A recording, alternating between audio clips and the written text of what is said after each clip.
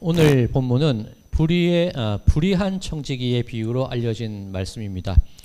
주인의 재산을 낭비한다는 이유로 그 청지기가 해고될 위기에 처하게 됩니다.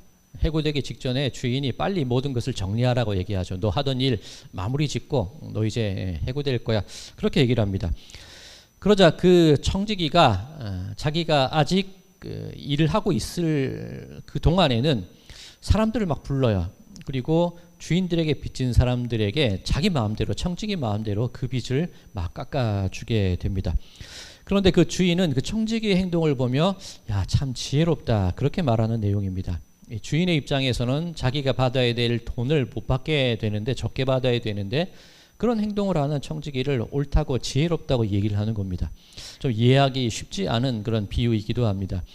그런데 이 비유의 의미를 알기 위해서 우리 이 본문이 속해 있는 그 앞과 뒤에 있는 전체의 성경의 흐름을 함께 볼 때 오늘 이 비유의 의미가 더 밝히 나타나게 됩니다. 자, 오늘 속한 본문 바로 앞에 있는 비유는 탕자의 비유예요. 그 아버지에게 유산을 미리 받아서 그 모든 것을 낭비하는 탕자의 비유가 앞에 있습니다. 그리고 오늘 본문 말씀 불의한 청지기가 있고, 그 다음 내용이 뭐냐면 이 불의한 청지기의 비유를 듣고 바리새인이 비웃어요. 그리고 그 다음에는 부자와 거지 나사로의 이야기가 나옵니다. 이 전체의 흐름을 알아야 오늘 본문의 의미를 알 수 있으니 이제 차차 한번 그 이야기들을 한번 살펴보도록 하겠습니다. 예수님께서 말씀하신 이 비유를 알기 위해 먼저 이 비유를 듣고 비웃었던 바리새인에게서 오늘의 이야기가 시작이 되어야 됩니다. 14절입니다. 바리새인들은 돈을 좋아하는 자들이라 이 모든 것을 듣고 비웃거늘. 자, 바리새인이 어떤 사람이냐면 돈을 좋아하는 자들이래요. 아니, 돈 안 좋아하는 사람이 있습니까? 여기 계신 분 중에 돈 싫어하시는 분 계십니까? 돈이 나를 싫어하지 내가 돈을 싫어하지는 않거든요. 그러면 이 바리새인이 돈 좋아하는 게 무슨 의미가 있냐는 거죠. 그 당시 이 바리새인들의 개념 속에 어떤 개념이 있었냐면, 하나님께 복을 받고 하나님께 은혜와 사랑을 받은 증거가 무엇으로 드러나냐면 돈으로 드러난다는 거죠. 사회적인 성공, 재물, 물질, 그런 것들이 나에게 풍성히 쌓일 때 그것이 내가 하나님께 사랑을 받은 증표야, 그렇게 이해를 했다는 겁니다. 뭐 그럴 수도 있습니다. 그런데 문제가 뭐냐면 반대로 가난하거나 병에 걸린 사람들의 경우에 하나님에게 징벌을 받거나 벌을 받았다, 그렇게 생각을 했다는 거죠. 그게 문제가 되는 겁니다. 자, 이런 유대인들의 생각이 나타난 이야기가 뭐냐면 바로 그 다음에 이어지는 부자와 거지 나사로의 비유입니다. 자, 부자에 관해서 오늘 19절은 이렇게 얘기합니다. 한 부자가 있어 자색 옷과 고운 베옷을 입고 날마다 호화롭게 즐기더라. 이 자색 염료, 이 보라색 염료는 굉장히 비싼 거예요. 이 조개 껍질에서 채취하는 비싼 염료라서 일반인들이 입지 못합니다. 이 왕이나 입는 그런 옷이에요. 그 자색으로서 입었다는 것, 부자 중에서도 굉장히 부자라는 겁니다. 그리고 고운 베옷을 입었대요. 이 거친 베옷이 아니라 고운 세마포 옷. 그리고 날마다 호화롭게 즐기며 산 것이 이 부자와 거지 나사로의 이야기에 나오는 부자입니다. 부자 중에서도 상위 1% 부자. 이 당시 유대인들의 개념으로는 야, 하나님께 얼마나 많은 복을 받아야, 사랑을 받아야 저렇게 살 수 있을까, 그런 이해를 가진 사람이라는 겁니다. 그에 대비되는 인물이 거지 나사로입니다. 20절에서 21절.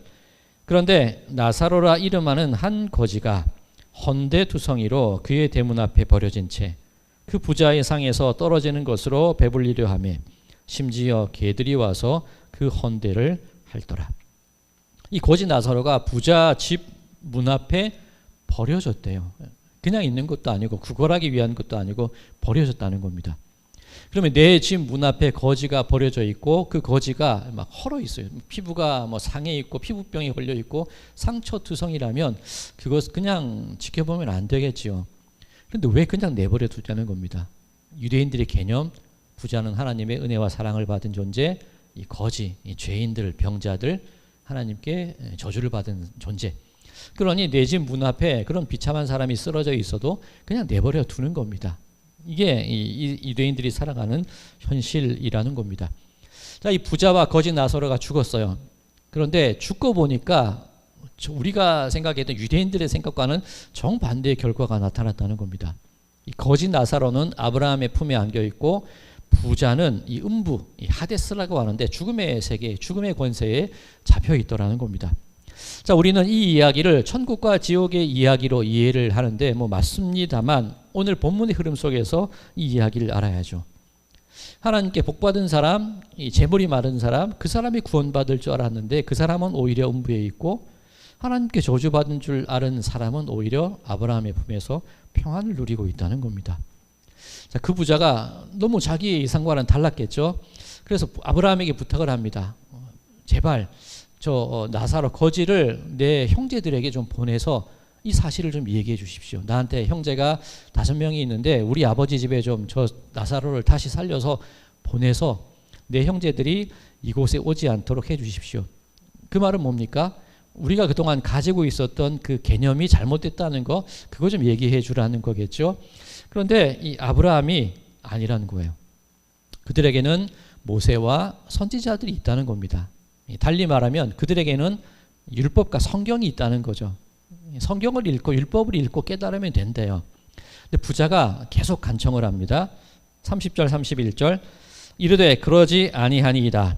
아버지 아브라함이여 만일 죽은 자에게서 그들에게 가는 자가 있으면 회개하리이다. 이르되 모세와 선지자들에게 듣지 아니하면 비록 죽은 자 가운데에서 살아나는 자가 있을지라도 권함을 받지 아니하리라 하였다 하시니라. 아니라는 거죠. 이 부자는 계속 간청하죠. 아니에요. 죽었다 살아나는 사람이 있으면 그 사람 말 꼭 들을 겁니다. 그러니 좀 나사로 보내주십시오.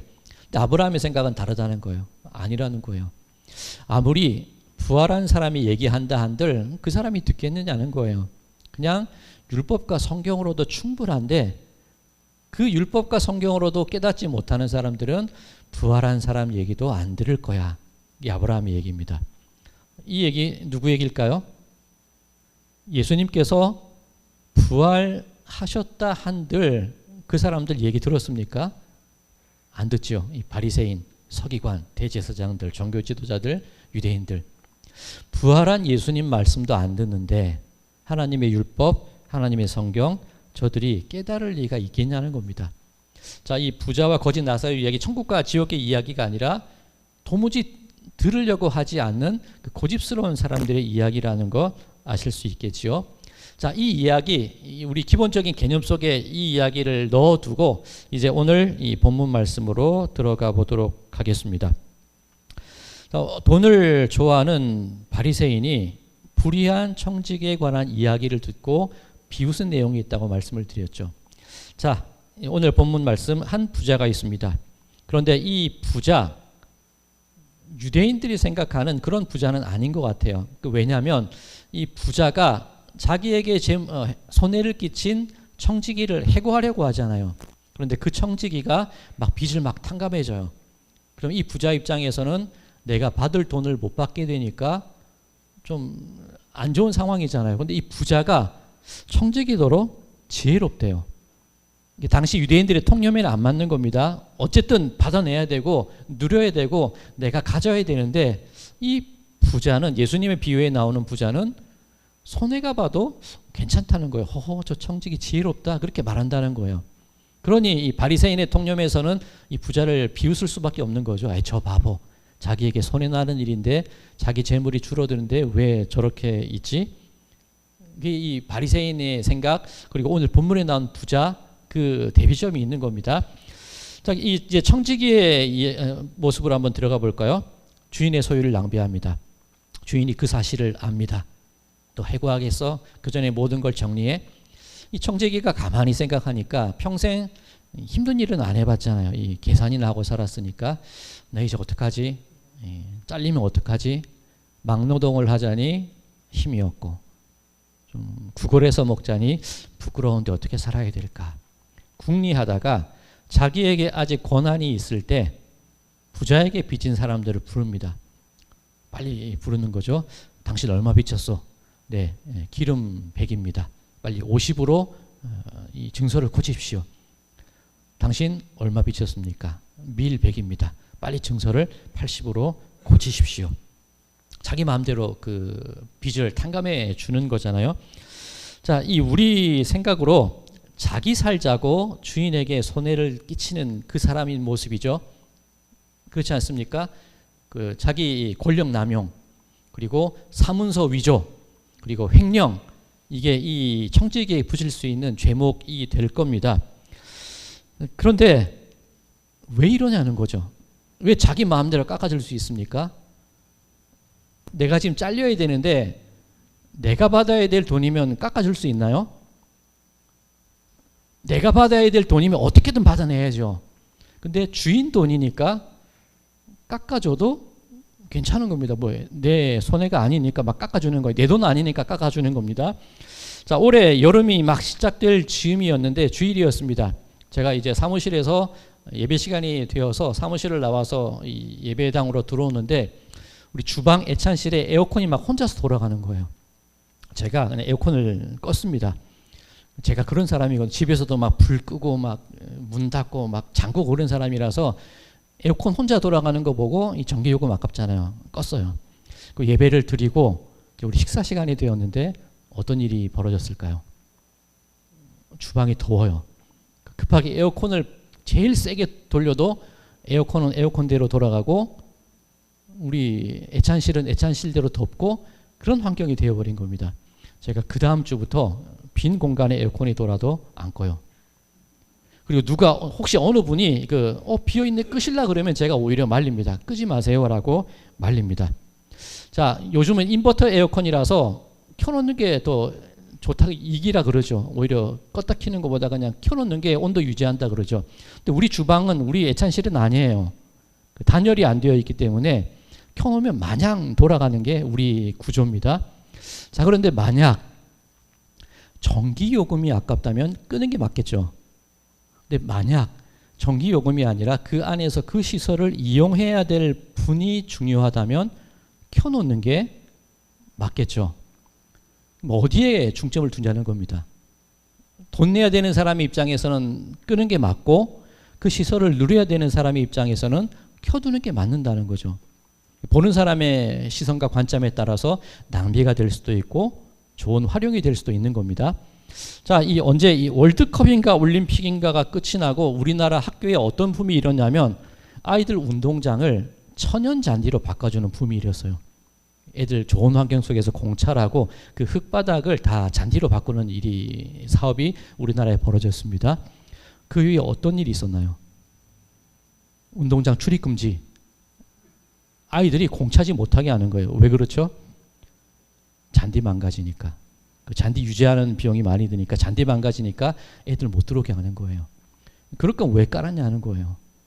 자, 그러면 잔디를 키울 것이냐 아이들을 키울 것이냐에 따라서 결정이 달라질 수 있겠죠. 어디에 관점을 두느냐에 따라서 우리의 시선과 관점 그리고 결정은 달라질 수 있을 겁니다.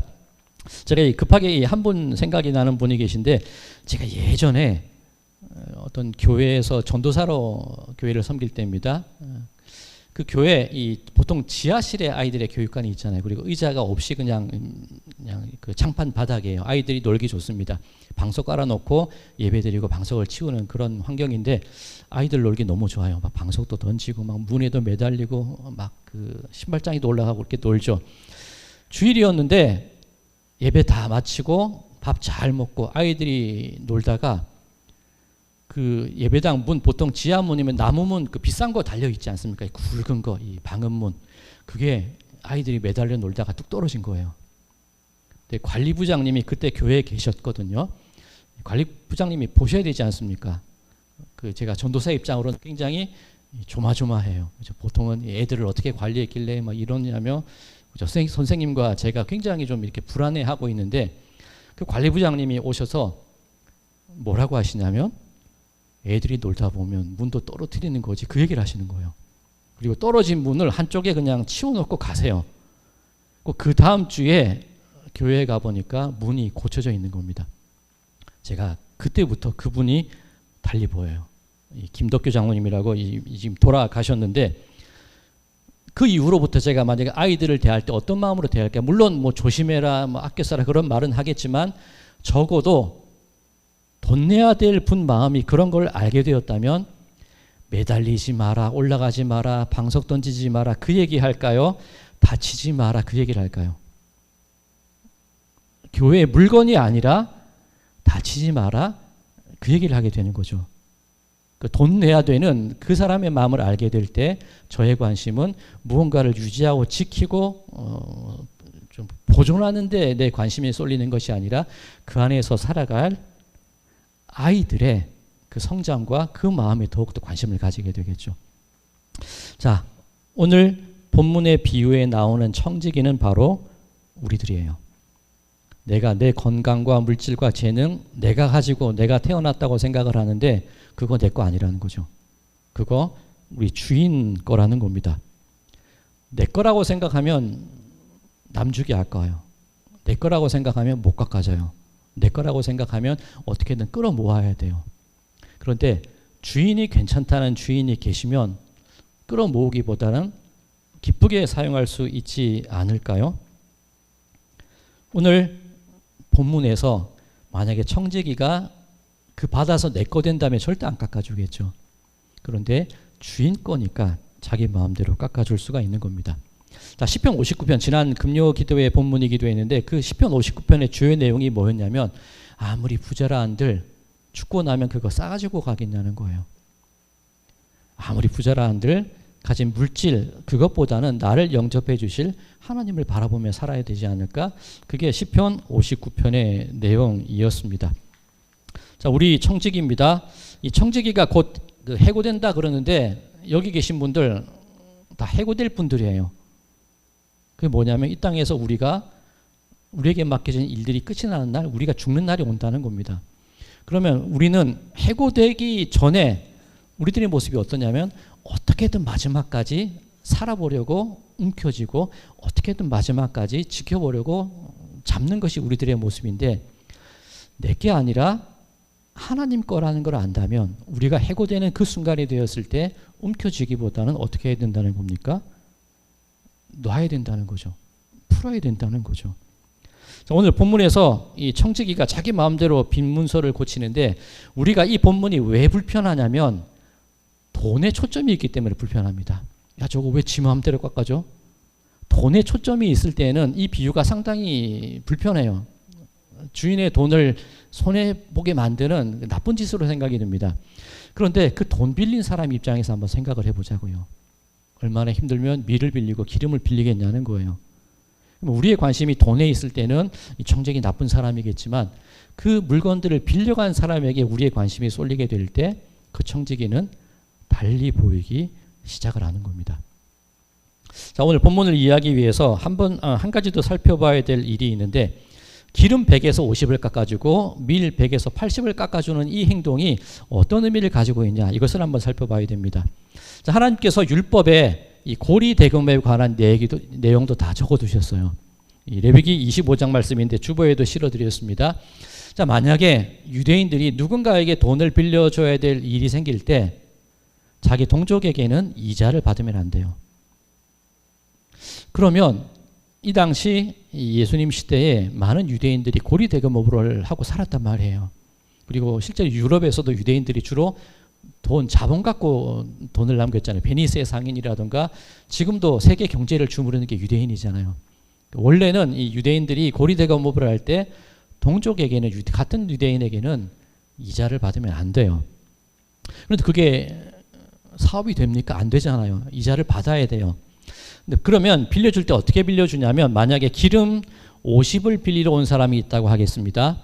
그럼 만약에 그 증서에 기름 50을 빌렸는데 50이라고 증서를 써버리면 내가 이자를 받을 수 있어요? 없어요? 율법에 의하면 이자를 못 받잖아요. 그럼 실제로 50을 기름을 빌려줬는데 증서에는 뭐라고 쓰냐면 100이라고 쓰는 거예요. 그 기름을 빌리는 이율이 그 품목에 따라서 이율이 정해져 있는데 기름을 빌리는 품목은 100% 이자가 붙어요.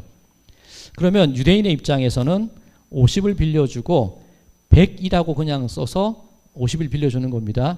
나중에 100을 돌려받겠죠. 그러면 실제로는 이자를 받은 거죠. 그런데 서류상으로는 이자를 받은 걸까요? 안 받은 걸까요? 서류상으로는 안 받은 거예요.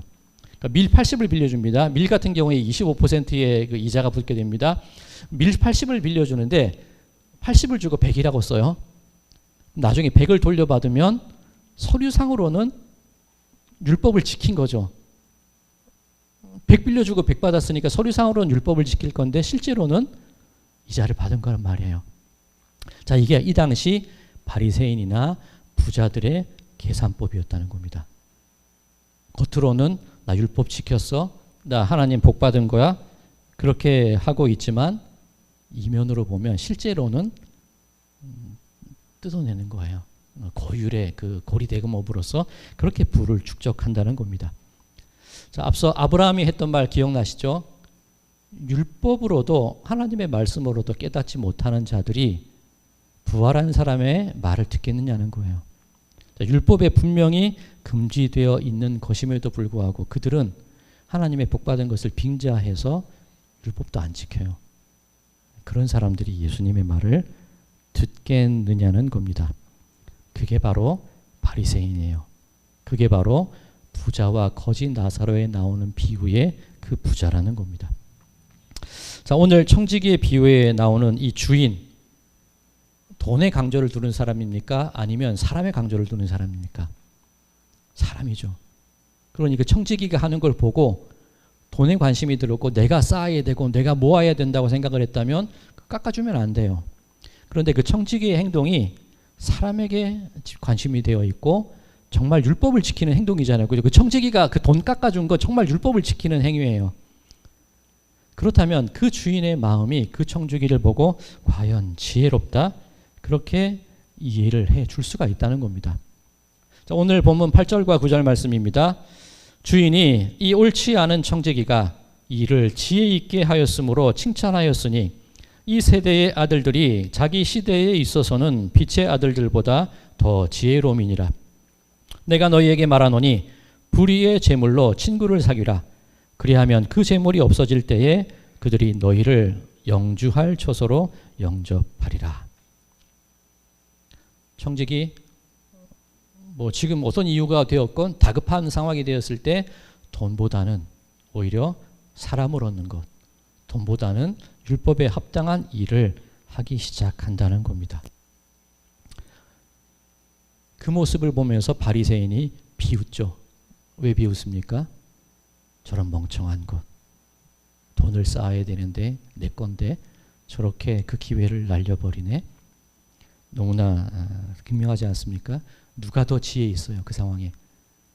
그 세상에 속한 청지기가 지혜가 있습니까? 아니면 빛의 자녀라고 일컬어지는 바리새인이 지혜가 있습니까? 오히려 그 악한 청지기가 더 지혜 있는 사람이 되는 거죠. 오늘 설교의 제목, 불의의 재물로 친구를 사귀라. 오늘 본문에 나오는 구절이기도 합니다. 재물이 의롭고 의롭지 않은 게 있나요? 그 재물을 바라보는 우리 마음이 탐욕이 있을 때 그게 불의가 되는 겁니다. 재물 그 자체는 중립적인 거 아닙니까? 우리의 마음이 불의하기 때문에 불의한 재물로 보이지, 우리의 마음이 재물이 아니라 사람에게 집중되게 될 때 그 재물을 가지고 내 것이 아닌 하나님의 재물을 가지고 친구를 사귈 수가 있게 된다는 겁니다. 자, 그런데 오늘 이 누가복음 이 본문이 속한 이 말씀 가운데 좀 뜬금없는 구절이 한 구절 포함되어 있습니다. 오늘 본문이 아니어서 읽지는 않았는데 17절과 18절 제가 읽겠습니다. 조금 누가복음 16장에서 흐름상 이해가 되지 않는 구절이 하나 있습니다. 17절 18절입니다. 그러나 율법의 한 획이 떨어짐보다 천지가 없어짐이 쉬우리라. 무릇 자기 아내를 버리고 다른 데 장가드는 자도 간음함이요 무릇 버림당한 여자에게 장가드는 자도 간음함이니라. 아니, 물질 얘기하고 청지기 얘기하고 돈 얘기하고 부자 얘기하는데 왜 갑자기 이혼 얘기가 나오냐는 거예요. 자, 이 배경 말씀 마가복음 10장 제가 오늘 주보에도 실어드렸습니다. 마가복음 10장에 보면 바리새인들이 예수님을 시험하는 얘기가 나옵니다. 어떻게 시험을 하냐면 예수님, 어떤 사람이 자기 아내를 버려도 됩니까? 그 질문을 해요. 예수님이 뭐라 대답하는지 한번 시험해 보려고 바리새인이 질문을 합니다. 그런데 예수님께서 바리새인들에게 묻기를 너희들은 어떻게 생각하니? 바리새인이 말하기를 모세의 율법에 이혼 증서를 써줘도 된다고 되어 있습니다. 그 얘기를 하죠. 자, 그러면 이 바리새인들의 생각 속에는 이혼하는 게 가능합니까? 안 가능합니까? 이혼 증서 써주고 이혼하면 돼요. 근데 예수님께서는 아니라는 거예요. 하나님이 짝지어 주신 거 나누지 못한다고 말씀하세요. 그 모세의 율법과 좀 반하는 내용 아닙니까? 예수님의 말씀이. 이게 어떤 배경이 있냐면 유대인 남성들이 자기 부인이 마음에 들지 않아요. 같이 살고 싶지 않아요. 그럴 때 어떤 트집을 잡냐면 이 음식을 먹다가 돌이 씹혀요. 그럼 그 이혼 사유가 될까요? 안 될까요? 돼요. 유대인들의 전승에 음식에 나오지 않아야 될 것이 나오면 이혼 사유가 된다고 되어 있어요. 그런 이혼이 가능한 사유들이 나열이 되어 있습니다. 그 목록들이 있습니다. 그러면 이 남편들은 어떻게 하냐면 이혼 증서를 써주면 돼요. 내쫓기 위해서 그 핑계를 가지는 거죠. 그런데 그 당시 양피지, 종이, 파피루스 비싼 재료예요. 그럼 어디다 이혼 증서를 써주냐면 널찍한 나뭇잎에다 이혼 증서를 써줘요. 자, 그 이혼 증서 가지고 그 여인이 나갑니다. 이혼 증서가 있어야 재혼도 할 수 있고 살아갈 수 있습니다. 근데 나뭇잎이 보관이 되나요? 시간이 지나면 말라버리고 바스라져 버리죠. 그럼 이혼당한 그 여인은 어떻게 됩니까?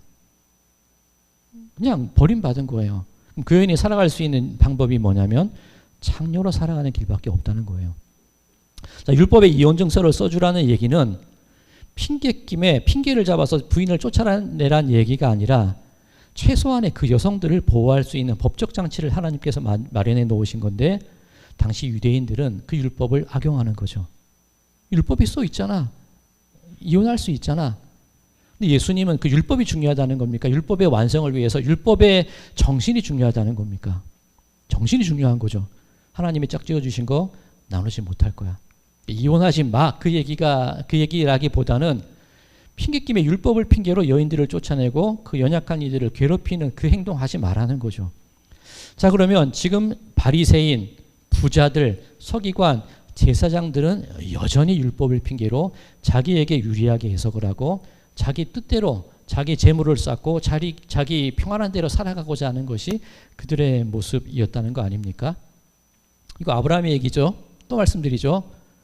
율법을 가지고도 깨닫지 못하는 저들이 예수님 말씀으로 얘기 들을 수 있겠어? 저들의 그 악함을 지적하시는 거예요. 자, 오늘 본문 말씀 바로 앞에 있는 부분이 탕자의 비유입니다. 탕자가 아버지 재산을 미리 받습니다. 가서 낭비를 해요. 저는 그런 생각을 한번 해봅니다. 탕자가 이 낭비했다는 것이 어떤 의미가 있을까? 자기가 먹고 논 거예요. 만약에 아버지의 재산을 가지고 친구들을 위해서 사용했다면, 사람을 사는데 사용을 했다면 돈이 떨어졌을 때 탕자가 그런 대우를 받았을까요? 아마 아닐 것 같아요. 그러면 이 탕자에 비해서 낭비했다는 얘기는 그 돈을 누구를 위해서 썼다는 겁니까? 오로지 자기를 위해서 쓴 거예요. 자, 오늘 본문에 나와 있는 불의한 청지기가 제일 처음에 나올 때 주인에게 손해를 끼쳐요. 그러면 그 손해를 끼친 내용은 누구를 위해 썼다는 겁니까? 주인의 재산을 가지고 자기 자신을 위해 썼다는 거예요.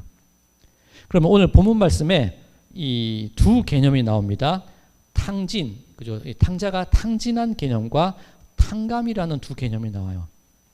탕진이라는 개념이 뭐냐면 주인 것인데, 나에게 맡겨진 것인데 그것을 나를 위해서 사용을 하면 탕진이 됩니다. 그런데 주인 것인데 그것을 가지고 내가 아니라 다른 사람을 위해서 사용을 하면 그것은 탕감이 되는 겁니다. 그런데 탕감을 해줄 때 주인이 괜찮다 그래요. 그러면 우리는 어떤 삶을 살아야 되느냐는 거예요. 하나님은 우리에게 물질과 건강과 재물과 자녀들을 맡겨주셨습니다.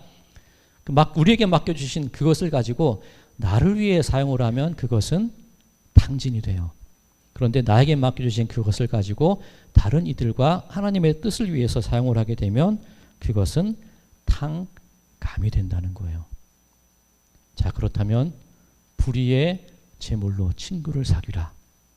탕감하고 사람을 얻고 하나님의 뜻대로 살아가고 내가 내 것이 아니기 때문에 하나님이 괜찮다 그러는데 마음껏 쓸 수 있는 그 마음을 가지게 되는 것, 그것이 우리들에게 있어서 지혜 있는 사람이 되는 길이라는 겁니다. 자, 사랑하는 성도 여러분들, 주인 의식을 갖는 건 중요합니다. 필요합니다. 함부로 낭비하지 않는 거 필요합니다. 그런데 그것이 내 것이라고 생각하면서 내 것인 양 나를 위해서만 사용하는 거, 그거 곤란한 겁니다. 자, 우리들 머지않아 하나님에게 해고될 날이 찾아오게 될 겁니다. 내 건강이 잃어버릴 날도 찾아올 것이고 어느덧 하나님의 부르심을 받는 그 죽음의 때도 우리들에게 다가오게 될 겁니다. 그때가 되었을 때 우리는 그 마지막까지 움켜쥐는 탕진의 삶을 살 것인지, 아니면 마지막 때가 되어갈수록 탕감의 삶을 살아갈 것인지, 내가 움켜쥔 손을 펼치며 살아갈 것인지 한번 곰곰이 생각해 보시기 바랍니다.